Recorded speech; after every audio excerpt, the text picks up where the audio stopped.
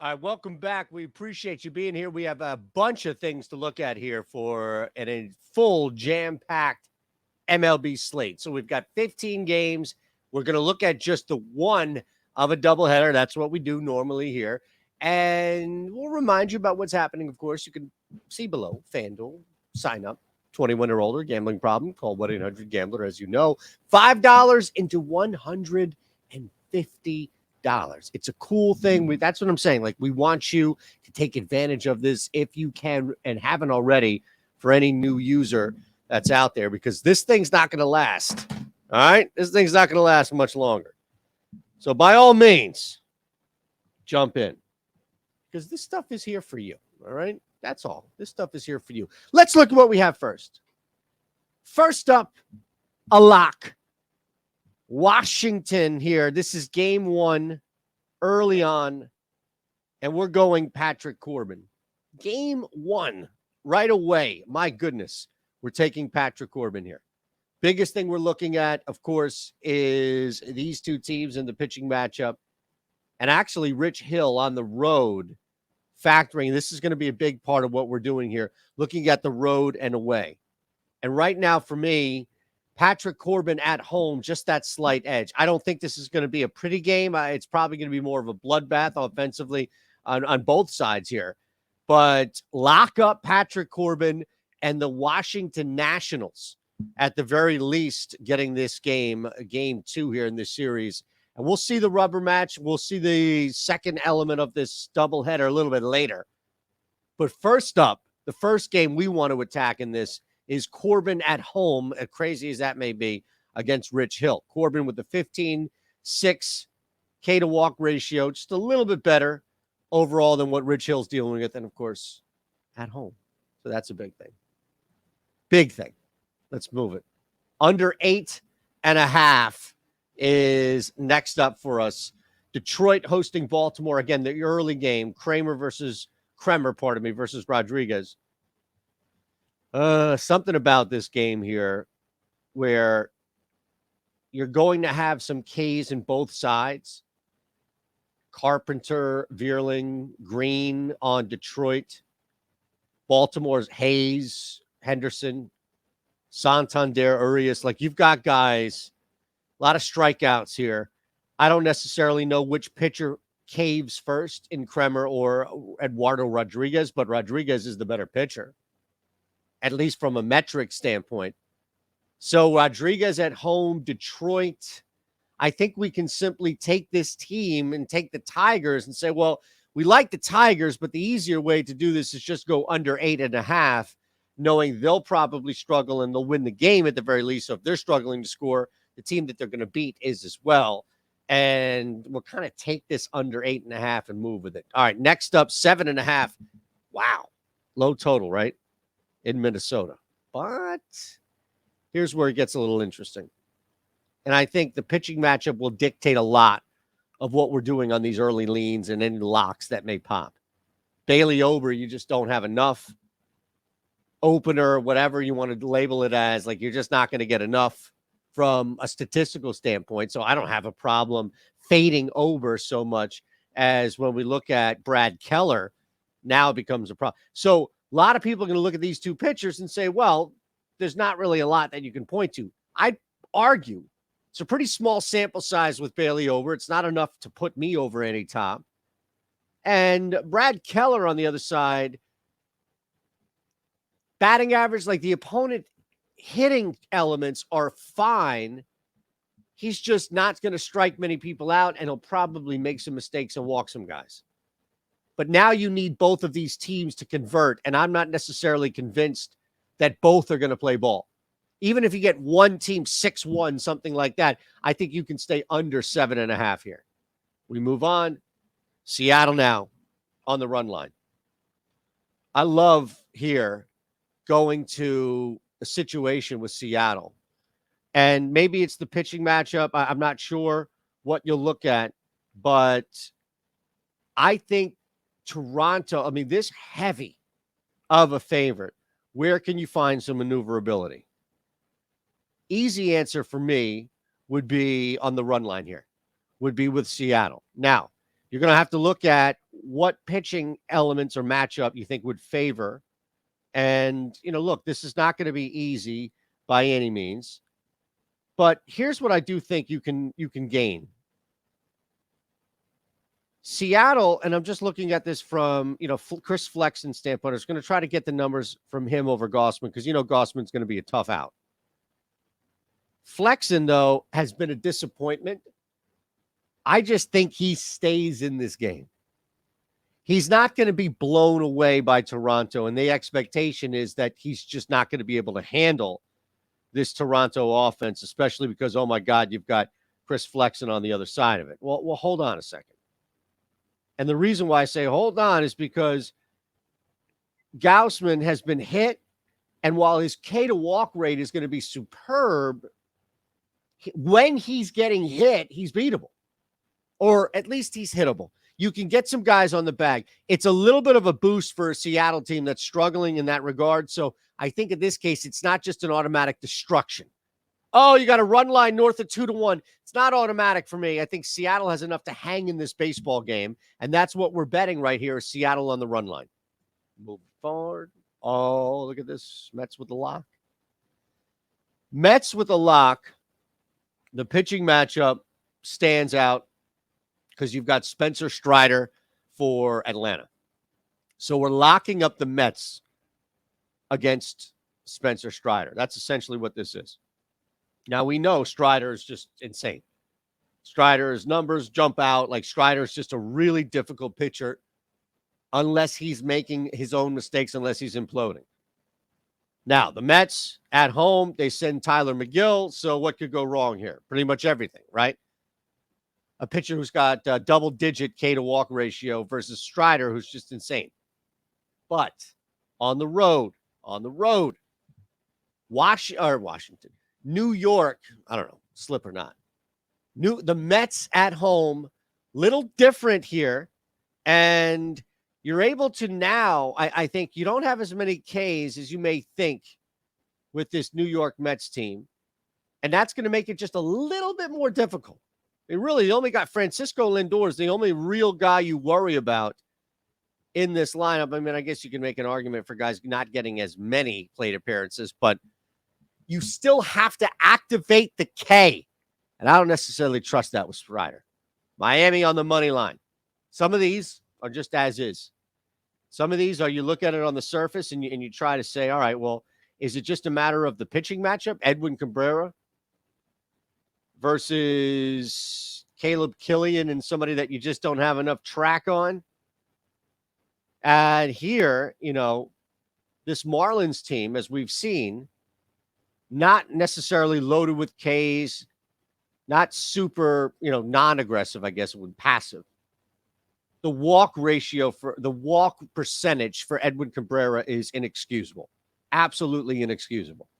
But the other side of this is a guy that just doesn't have enough tape and I think is beatable on the road now against Miami, who is patient and is probably not going to get 9 or 10 hits and convert into 7 or 8 runs, but patient enough, I think, that you can get a pretty good approach here for Miami at the plate against, again, a guy that there isn't that much tape, and I think that benefits the Marlins. Oakland on the money line at home, plus 120 against visiting Cincinnati. Okay, Hunter Green. We're fading Hunter Green. Hunter Green's numbers, Hunter Green's K to ratio, the fact that he's got a 29.7% K rate looks fantastic next to a single-digit walk percentage. But this guy throws so hard that when he misses, and Oakland, sneaky at just being pesky, just hanging around, just being there. Like, come on, really? Tough, not to just extinguish, but you also need to get guys out. And the thing with the A's right now, you've got a couple of guys at the top of the lineup that can make a difference, or just getting plate appearances at bats. Rooker and Smith are enough to take advantage. One mistake, Hunter Green, we see this. The ball comes so fast out of his hands that if it makes a mistake, see ya. And that ball's flying. Keep it moving. Under 9.5 in Fenway. A lot of action in Fenway. We expect offense. But Cleveland, this pitching matchup here with Plesac and Bello might be enough to just stay away from in general. Here's the thing. Both of these guys, you get like 75, 80%. If they're on, it's going to be tough. It's going to be tough for Cleveland to hit Bello. Bello's got a bunch of Ks in him. He's just unpredictable. Super unpredictable. But he's a guy that you can target and say, if he's on for the first 5 innings, that's enough to limit Cleveland to possibly 1, maybe 2 runs at that. Same thing with Plesac. You get this guy on, it's a completely different story. So I'm pushing that there and going under 9.5. Phillies plus 108 on the money line. My Phils. Oh, it's a World Series rematch, right? How about the fact that Christian Javier is a good pitcher? Good pitcher. Good pitcher. But I'm backing Zach Wheeler in this case. Zach Wheeler with the right mix of numbers against a Houston team that has struggled at the plate. And Wheels has the ability to just be, he's the better pitcher tonight. He's simply the better pitcher. Road, I get it. It's a little bit more difficult to do this, but we've seen him at least pitch here before, comfortably or not. And on top of that, he fits well in this matchup against Houston that I don't think is going to be aggressive or successful enough to turn on Wheeler. And he's not making many mistakes. Forget the K to walk rate. He's just not making mistakes in general. Love tailing Wheeler here. I'll take plus money on the road for the Phillies. Under 14.5. This one is gigantic. It's like we're playing in Coors Field now out west in San Diego. Whoa. Sean Manaea, Joe Musgrove expected to pitch to a 15-run total. 15-run total. I'm sorry. But I can't imagine it gets that bad that soon before one of these guys gets pulled. I'm not going to spend a ton of time on this one. And it's not a slam, smash, lock, as you can see. But we're going to go under 14.5 here. And I think until proven otherwise, maybe a couple of times if we see a number like this, you're going to expect that somebody's going to get yanked, that a pitcher's going to get pulled. It's just that simple. My goodness. Under 14.5 is our play here. Let's keep it moving. Yankees, Rangers over 7 is our lock. Hey, the offense is going to turn in this game. And I don't have a problem with that one either. You start to look at where we are, series, season, and Brito versus Evaldi. Totally fine here going with the offense. Totally fine fading pitchers. Rapid fire here. I'm not going to keep you long. This is about the pitching matchup. This is about offense. And this is about 2 teams that I think start their turn here. Yankees on the road, 7 is a low number for what we normally expect. And that's okay, because they turned this thing around. And also, I think the other side of it is that we should expect some runs here for the Rangers. This is not Cole out there either for the Yankees. Angels, Brewers, under 8. Under 8 here. You're going to see a lot of people bank into this offense. Trout, Ohtani. I'm looking at it more from Detmers and Burns. And I think Corbin Burns, as shaky as that may be, it's actually a pretty decent matchup for him, especially like outside Ohtani, which is, kind of the obvious. I understand that. But you're going to be able to limit that. And that's where I'm looking at more. So Corbin Burns, you get me 5 decent innings for Corbin Burns, and this thing goes under 8. And I think we all feel better about this play once it goes and you start to see this come to fruition. You're not going to like it right now. I'm going to go over. It's a low number. Not that much. Not at least as much as you think. Under 8 with Burns, we're tailing Burns. Over 9 is the lock here for the White Sox. Hey, Chirinos and Lions. Do we need to say more? Yanni Chirinos is going to get worked. That's pretty much it. Doesn't strike anybody out. That's a problem. And on the other side, you don't have Dylan Cease out there. Got worked. It's Lance Lynn. And Lance Lynn right now is also an issue. barely striking people out. Both of these guys aren't doing anything else. They're just not. And that's enough for me in this game in Chicago to see both teams take advantage of that. Over 9 is the lock. And we're going to go under 12.5. It's Coors Field. There's going to be a lot of offense, right? Like, come on. This has to be a ton of runs scored here, especially because it's little old Arizona. Both of these teams pretty much even on the run line, as you can see. Henry versus Davis. What can we extrapolate from this here? Well, you know, at least from Tommy Henry, you don't have a lot of work. You don't have a lot of film. You don't have a lot of tape. That might actually work in Arizona's favor against Colorado. That, you know, at home, they got a couple of guys that hit the ball really hard because it's easy to hit the ball really hard. But I'm more concerned about McMahon, Crone, these guys' K rates through the roof. Ezekiel Tovar, like the K rates are going to be a problem just getting around and getting some offense here. So we'll go under 12.5 as our second to last play here. Then we go Dodgers on the money line. Look at that. Dodgers on the money line to end the night. And we got you out of here in what, 15 minutes or so? Not bad.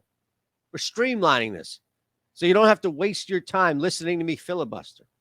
And just let you know that we're doing this every weekend, just like Lindy's got you during the week.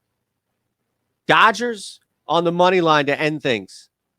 St. Louis comes in, and you're going to see a lot of hard-hit baseballs. You're going to see guys hitting for average. You're going to see guys avoiding strikeouts on St. Louis. It's going to be tough. But at home, especially based on what we've seen, you know, coming into this from L.A., game one aside, we're not looking so much at that as we are this game individually.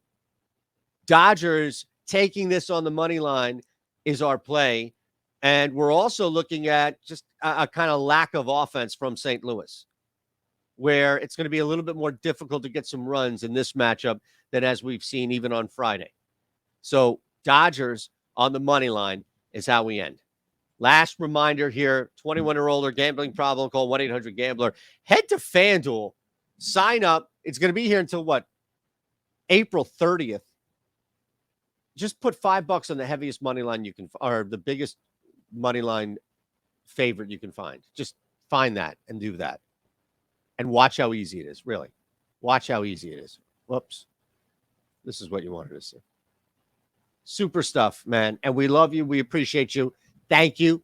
Thumbs up, subscribe if you haven't. And we'll see you tomorrow.